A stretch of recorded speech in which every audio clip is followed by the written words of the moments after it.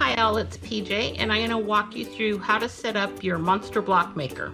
The Monster Block Maker is designed to save you time, money, and fabric when you're creating quilt-as-you-go blocks. The Monster Block Maker is intended for medium to lightweight density designs, 8,000 or fewer stitches for an 8x8 design. This is designed to work with the Snap Hoop Monster, and there's a set for the multi-needle and also the single needle. So this is the single needle version. Inside the package, you're going to get a roll of double stick tape and then all of the templates. And there is a 5, 6, 7, and 8 inch size on the templates and written instructions. The first thing that you're going to want to do is apply your double stick tape around the hole on the front and on the back. For the single needle version, you'll apply also on the front side of the hoop, or on the front side of the jig, sorry, the tape at the top and at the bottom.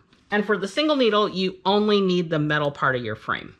You're gonna remove the protective paper, and I find that if you use a pin, it helps to get the edge of that up.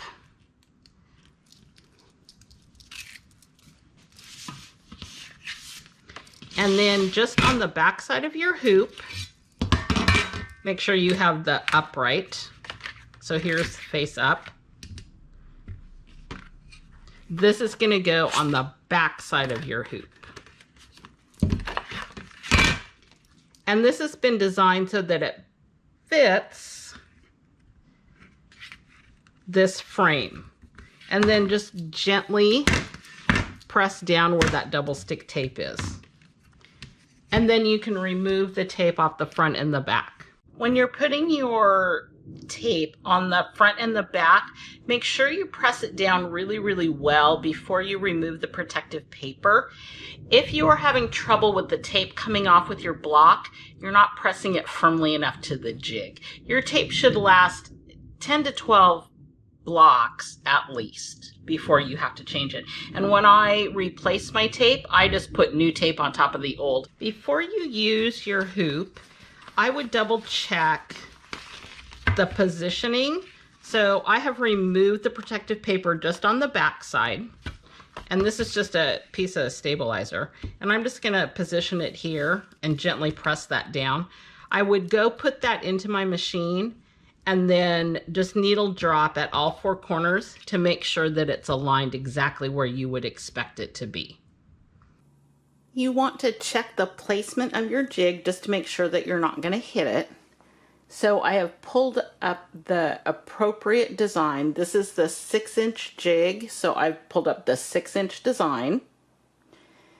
This is on a Brother machine. All machines are slightly different, but somewhere along the line you should be able to get to this type of a function where you can position your needle. So what I'm going to do is just check all of the corners, and I just do what I call a needle drop just to make sure that the needle isn't going to hit anything. And then I'm going to go to this corner and do the same thing. And you should have an equal distance all the way around, and your needle should not be hitting the jig.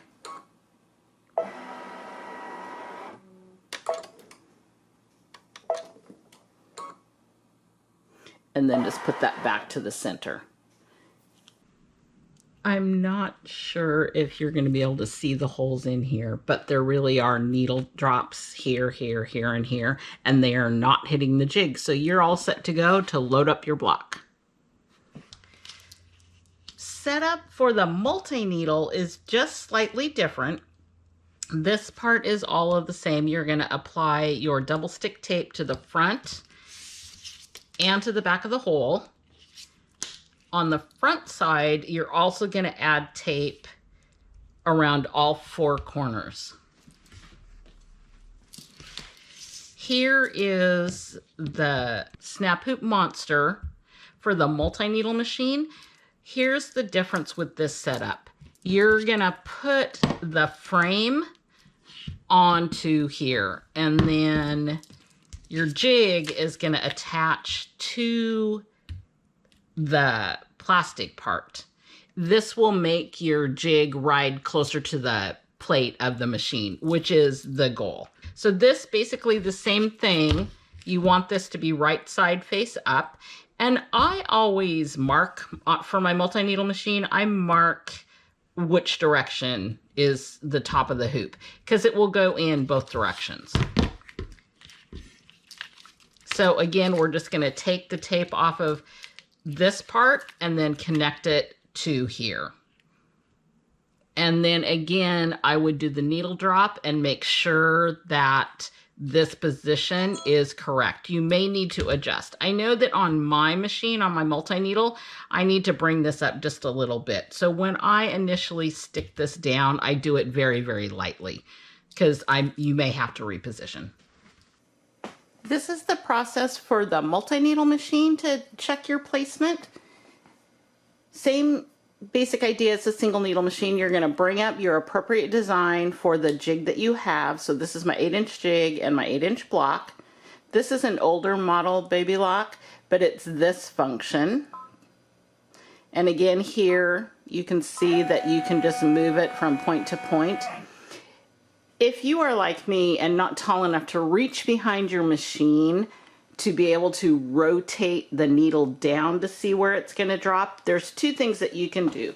First, you can just drop this down and kind of eyeball it, but if you actually want to see where it's really going to drop, leave this here and then do this,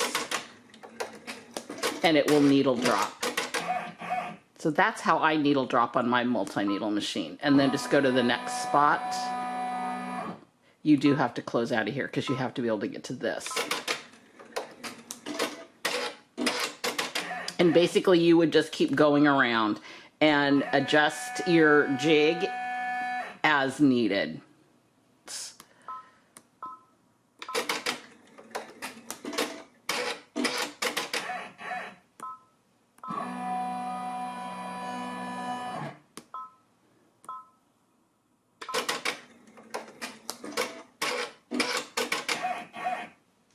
So that's how you check placement with a multi-needle. This is how to load your block into the block jig. This is the multi-needle setup. The setup is going to be exactly the same for the single needle. You've got your block parts. So this is my back block, my batting, and my front block. The front and the back blocks are kept the same size. And as a general rule, it's going to be an inch larger than what your block size is. So this is the 8-inch jig. So these are 9-inch or 8 3/4 if you want to conserve your material as much as possible. And then your batting is cut smaller, and it's cut so that it will fit inside of the hole. And that's to keep the batting outside of the seam. So to set this up, this is my back block, and I have it face down on my table. I'm going to set the jig over the top of it. And then I'm going to place my batting. And the batting, again, fits inside of that hole. And then my top block goes on the top of that. Right side face up. When I attach my block to my tape, I like to start at the center and just gently move out, and then kind of go up and out and down and out. The newer the tape, the less you will have to press. As your tape gets older, you will need to press more. The tape should last anywhere between 8 and 12 blocks. It kind of depends on your fabric. If you're using really fuzzy fabric or very linty fabric, you're going to need to refresh your tape more often. Also, if you want to make your tape last longer, you can try using baby wipes on it. I know that that works with the non-alcoholic baby wipes. I know that that works with cutting mats. So it's worth a try. Okay, so that basically is just how you load your block. You would then go ahead and stitch. You've stitched at your block. To remove the block, just grab a corner of your fabric, gently pull towards the center, and release the block. So there's your block, and your hoop's all ready to go for the next one. Here's another little tip. If you have got a pre-done block and you want to get some embroidery on that, you can just put it to the back side of the hoop and align it inside the hole, and then just gently press the block to the back side of the tape, and then do your embroidery. The jig really is designed for fairly lightweight quilting designs. I wouldn't recommend this for a completely full, dense, filled embroidery. That's the Monster Block Maker.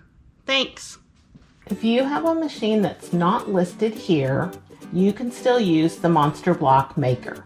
You would need a minimum embroidery field of 200 millimeters by 200 millimeters. Email me at pj@apjproject.com for more information. All Dime products, including the Snap Hoop Monster and the Monster Block Maker, are available at Montevilla Sewing Centers and directly from Dime.